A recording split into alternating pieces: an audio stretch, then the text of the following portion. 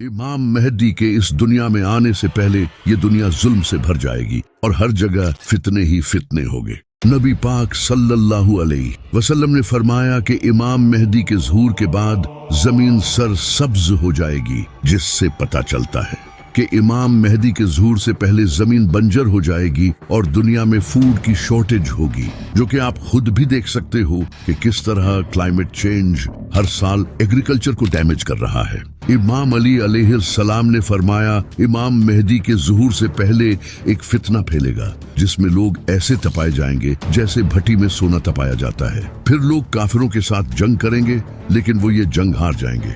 इसके बाद नबी पाक सल्लल्लाहु अलैहि वसल्लम के अहले बैत से एक इंसान जाहिर होगा और मुसलमानों को इकट्ठा करेगा। अल्लाह इन पर अपनी नीमतें नाजिल करेगा। नबी पाक सल्लल्लाहु अलैहि वसल्लम ने फरमाया कि एक बादशाह की मौत होगी तो एक आदमी मदीना से मक्का में मौजूद बैतुल्लाह में आएगा। फिर मक्का के लोग उसे बाहर निकालकर हजर अस्वद और मुकाम इब्राहिम के दरमियान उसकी बैत करेंगे और अहले शाम के लोग भी आकर उसकी बैत करेंगे, जबकि वो इस बैत को बिल्कुल पसंद नहीं करेगा। फिर कुरैश से एक आदमी निकलेगा और वो एक लश्कर लेकर अहले शाम से इमाम मेहदी को कत्ल करने आएगा, लेकिन अल्लाह उस लश्कर को मक्का और मदीना के दरमियान रेगिस्तान में धंसा देगा। जब लोग ये देखेंगे तो शाम से अल्लाह के वली और इराक के बेहतरीन लोग उसके पास आएंगे और उसकी बैत करेंगे। इमाम अली अलैहिस्सलाम ने फरमाया, वो मेहदी उस वक्त नजरों से छुप जाएगा और गरीब और मुसाफिरों में से होगा। जब इस्लाम गुर्बत के आलम में उस ऊंट की तरह होगा जो थकावट से अपनी गर्दन डाले हुए होता है, तो उस वक्त जमीन उसके सामने अपने खजाने उंडेल देगी और उसके सामने अपनी चाबियां डाल देगी। फिर वो तुम्हें दिखाएगा कि इंसाफ कैसे किया जाता है। इमाम मेहदी का साथ देने के लिए खुरासान से काले झंडे लहराते हुए एक फौज चलेगी, जो कि इमाम मेहदी की फौज के साथ जा मिलेगी। आज के दौर में खुरासान के इलाके में Iran, Afghanistan, Tajikistan, Turkmenistan, Uzbekistan और पाकिस्तान, इन सारे मुल्कों का कुछ हिस्सा शामिल है। इस खुरासान के इलाके में जितने भी मुल्कों के शहर आते हैं, इन सब में एक चीज कॉमन है, ये सारे शहर कुछ खास डेवलप्ड नहीं है। खुरासान का ज्यादातर इलाका पहाड़ी और रेतला इलाका है। ये इलाका दुनिया की आयाशी से अलग है, ताकि यहाँ के रहने वाले लोगों के दिलों में दुनिया की मोहब्बत ना हो। जो लोग मरने से डरते हों, वो क्या जंगे लड़ेंगे। और दूसरी कॉमन चीज इस इलाके में ये है कि इस इलाके में ज्यादातर आबादी पठान की है, जो कि इस वक्त दुनिया की सबसे बहादुर कौम है। लेकिन इस खुरासान के जिस इलाके से काले झंडे लेकर फौजें चलेगी, इस वक्त के हालात के मुताबिक वो अफगानिस्तान हो सकता है, क्योंकि अफगानिस्तान में आज के वक्त इस्लामी कानून के मुताबिक हुकूमत कायम है और अफगानिस्तान ही वो मुल्क है जिसके पास आज खोने के लिए कुछ भी नहीं है। इनकी जीडीपी पहले ही नीचे इतनी जा चुकी है। और तीसरी चीज, अफगानिस्तान ही वो मुल्क है जिसमें तालिबान ने अमेरिका जैसी सुपर पावर को अपने मुल्क से भगा दिया था। जब इजराइल ने फिलिस्तीन पर हमला किया तो तालिबान ने ईरान से फिलिस्तीन के लिए रास्ता मांगा था। आज के हालात के मुताबिक ऐसा लगता है कि ये फौजें अफगानिस्तान से ही चलेंगी। लेकिन जब खुरासान से फौजें इमाम मेहदी के लश्कर के साथ जा मिलेंगी, फिर मुसलमान पूरी दुनिया को फतह करेंगे और मुसलमानों की पूरी दुनिया पर हुकूमत होगी।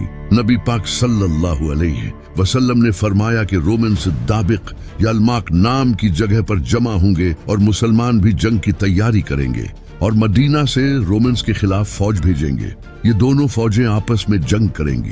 रोमन्स मुसलमानों से कहेंगे कि हमारे रास्ते से हट जाओ, ताकि वो दूसरे ग्रुप से लड़ सकें। इस ग्रुप को मुसलमानों ने पहले से कैप्चर कर लिया होगा, लेकिन मुसलमान इनकार कर देंगे और अपने भाई मुसलमानों के साथ खड़े रहेंगे और रोमन्स के खिलाफ जंग करेंगे। और वो ऐसी लड़ाई लड़ेंगे जिसकी मिसाल किसी ने देखी नहीं होगी। यहाँ तक कि अगर कोई परिंदा इनके किनारे से गुजरेगा तो उसे बैठने के लिए कोई जगह नहीं मिलेगी। इतने बड़े लेवल पर कत्ले आम होगा। जब गिनती की जाएगी तो 100 आदमियों में से सिर्फ एक जिंदा मिलेगा। इस जंग में मुसलमानों के 3 हिस्सों में से एक हिस्सा डर कर जंग छोड़कर भाग जाएगा, जिसे अल्लाह कभी मुआफ नहीं करेगा, और एक हिस्सा शहीद होगा, जो अल्लाह की नजर में बेहतरीन शहीद होगा, और आखिरी हिस्सा जंग जीत जाएगा और वो कॉन्स्टेंटिनोपल को फतह करेगा। जंग खत्म होने के बाद जब मुसलमान माले गनीमत में मसरूफ होंगे तो शैतान पुकारेगा कि दज्जाल ने तुम्हारे घरों में तुम्हारी जगह ले ली है। और इससे मुसलमानों में हंगामा पैदा होगा और वो बाहर निकलेंगे, लेकिन उसका कोई फायदा नहीं होगा। दज्जाल की इस कंफ्यूजन से डील करके मुसलमान सीरिया जाएंगे।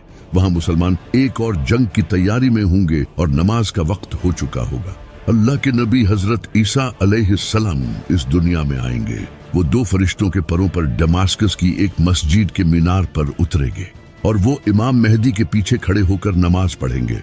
फिर यहाँ से मुसलमानों की लीडरशिप हजरत ईसा अलैहिस्सलाम के हाथ में होगी। हजरत ईसा अलैहिस्सलाम फरमाएंगे, दरवाजा खोल दो। जब दरवाजा खोला जाएगा तो सामने दज्जाल खड़ा होगा। नबी सल्लल्लाहु अलैहि वसल्लम ने फरमाया, हर नबी ने अपनी उम्मत को दज्जाल से डराया है।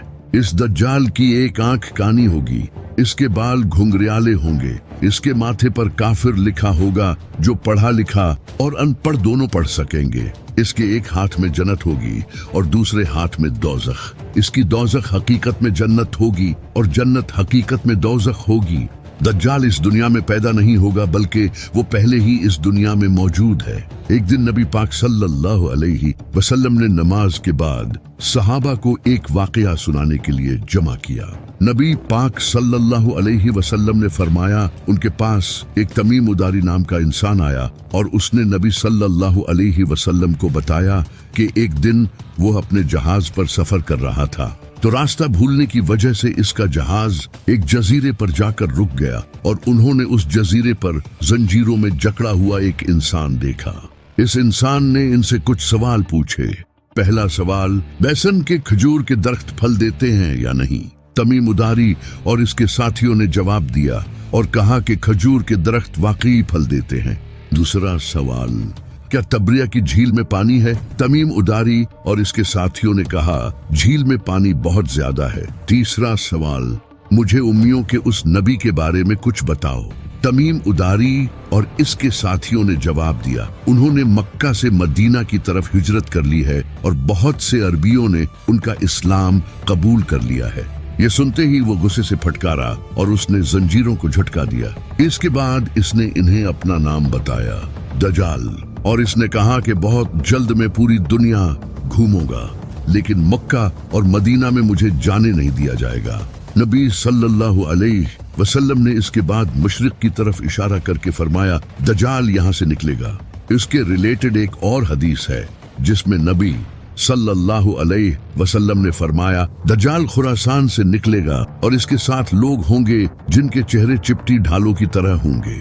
जी हाँ, खुरासान वही इलाका है जहाँ से इमाम मेहदी की फौजें निकलेंगी, यहीं से दज्जाल भी निकलेगा। दज्जाल के बारे में नबी सल्लल्लाहु अलैहि वसल्लम ने आज से 1400 साल पहले ही सहाबा को वार्न कर दिया था, क्योंकि ये इस दुनिया का सबसे बड़ा फितना है। दज्जाल इंसान को मारकर दोबारा जिंदा करेगा और वो अंधे और उपाहिज लोगों को ठीक कर पाएगा और वो जमीन को भी फाड़ पाएगा और मौसम पर उसका पूरा कंट्रोल होगा। जहाँ चाहेगा बारिश बरसाएगा, लेकिन दज्जाल मौसम को कैसे कंट्रोल करेगा? 1990 में यूनाइटेड अरब एमिरेट्स ने रेन एनहांसमेंट मेथोडोलॉजी को इंट्रोड्यूस किया, जिसे आज हम क्लाउड सीडिंग कहते हैं। एक ऐसी टेक्नोलॉजी है जिसकी मदद से बारिश करवाई जा सकती है। इस टेक्नोलॉजी में सिल्वर आयोडाइड को एयरक्राफ्ट से बादलों में रिलीज किया जाता है। इसे अरब कंट्रीज जैसे दुबई, सऊदी अरब और ओमान ने इस टेक्नोलॉजी को यूज किया है, क्योंकि इन इलाकों में बारिश बहुत कम होती है, जो कि इन अरब कंट्रीज की बहुत बड़ी प्रॉब्लम है। इसी वजह से अरब कंट्रीज इस टेक्नोलॉजी के पीछे पड़ी हैं और दज्जाल भी इसी टेक्नोलॉजी का यूज करके वेदर पर कंट्रोल करेगा।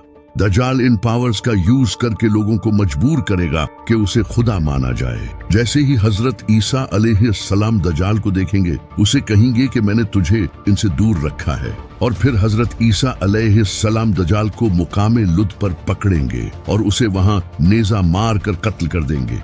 मुकामे लुद पर आज के दौर में इसराइल ने एक एयरपोर्ट बना रखा है और शायद दज्जाल किसी प्लेन में वहां से भागने की कोशिश करेगा और वहीं पर हजरत ईसा अलैहिस्सलाम उसे कत्ल करेंगे।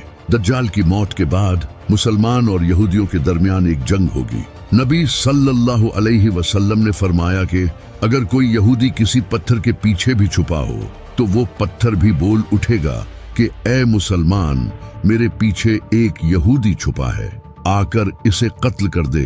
سوائے غرقد کے درخت کے، کیونکہ یہ یہودیوں کا درخت ہے اور اسرائیل میں یہ بڑی تعداد میں پائے جاتے ہیں۔ اس کے کچھ ٹائم بعد امام مہدی وفات پا جائیں گے۔ نبی پاک صلی اللہ علیہ وسلم نے فرمایا امام مہدی تم میں 7 یا 8 سال تک رہیں گے۔ اسی پر امام باقر علیہ السلام نے فرمایا جب امام مہدی کا ظہور ہوگا تو اللہ اس یونیورس کی روٹیشن کو سلو کر دے گا، جس سے وقت سلو گزرے گا، اور اس طرح امام مہدی صرف 7 سالوں میں دنیا فتح کر لیں گے۔ پھر حضرت عیسیٰ علیہ السلام قرآن کے قانون اور ایک عادل حکمران کی حیثیت سے لوگوں میں انصاف کے ساتھ فیصلہ کریں گے، کراس کو توڑ دیں گے اور خنزیروں کو مار ڈالیں گے اور جزیے کو ختم کر دیں گے۔ پھر انٹری ہوگی یاجوج ماجوج کی